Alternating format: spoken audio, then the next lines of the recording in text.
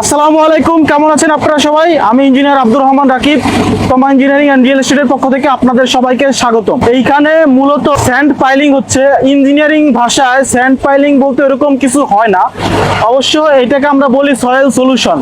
যদি দেখা যাচ্ছে গ্রাউন্ড লেভেল থেকে মাটিটা অনেক বেশি নরম হয়ে থাকে, সেক্ষেত্রে মাটির ভারবহন ক্ষমতা বাড়ানোর জন্য সিলেকশন বালি দিয়ে 25 ফিট থেকে 40 ফিট পর্যন্ত স্যান্ড দিয়ে মাটির ভারবহন ক্ষমতা বাড়ানো হয়। মূলত এর জন্য এটাকে সয়েল সলিউশন বলা হয়ে থাকে। দেখতে পাচ্ছেন এই যে এটা হলো হ্যামার, তো হ্যামার দিয়ে কিন্তু বোরহোলের কাজ করব, বোরিং এর কাজ করব। আর অনেকেই আছে যে হ্যামার করার পর বা বোরহোলের কাজ করার পর কিন্তু কেসিং ব্যবহার করে, তারপরে স্যান্ড পাইলিং এর স্যান্ডগুলো দিয়ে থাকে। আপনি খেয়াল করবেন যে স্যান্ড পাইলিং দেওয়ার ক্ষেত্রে বালতি ব্যবহার করে উপরে কেসিং এর উপরে বালিগুলো ঢালা হয় এবং তারপর হ্যামার দিয়ে সেই বোরিং এর মধ্যে বালুগুলো প্রবেশ করানো হয়ে থাকে। যারা এখানে মিস্ত্রির কাজ করে তারা হয়তো বা অনেক ক্ষেত্রে বলে যে আসলে মাটির মধ্যে কেসিং ঢুকানো যাচ্ছে না বা হ্যামার করা যাচ্ছে না। তা সেই ক্ষেত্রে কিন্তু যারা সাইট ইঞ্জিনিয়ার থাকে তাদের কিন্তু এই জিনিসটা মাথায় রাখতে হবে যে ঠিকভাবে কাজটা করতে পারছে কিনা। অবশ্যই স্যান্ড পাইলিং এর ক্ষেত্রে কিন্তু অনেকগুলো পাইল করতে হয়। আরো যেটা খুব ইম্পর্টেন্ট জিনিস সেটা হলো যে তেপায়া যেটা ব্যবহার করা হয় এটা কিন্তু ঠিকভাবে ব্যবহার করতে হবে এবং পাইলিং এর সেন্টারিংটা ঠিকভাবে করতে হবে।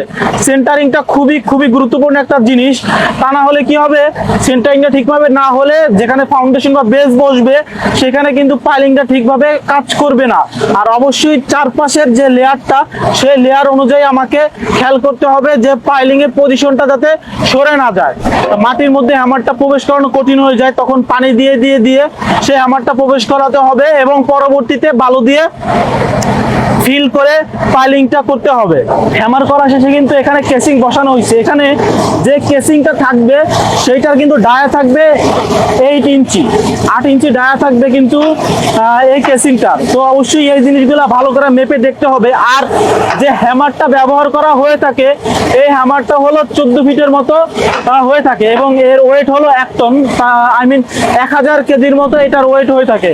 তো ঠিকভাবে এটার পরিচালনা কিন্তু খুবই গুরুত্বপূর্ণ এবং ইম্পর্টেন্ট একটা বিষয়। তো দেখা যাচ্ছে ভূমিকম্প প্রবণ এলাকা যেমন সিলেট, মৌলভীবাজার এইসব এলাকায় স্যান্ড পাইলিংটা না করাই ভালো। আর বাংলাদেশে দেখা যাচ্ছে স্যান্ড পাইলিংটা খুব কম হারে ব্যবহার করা হয়।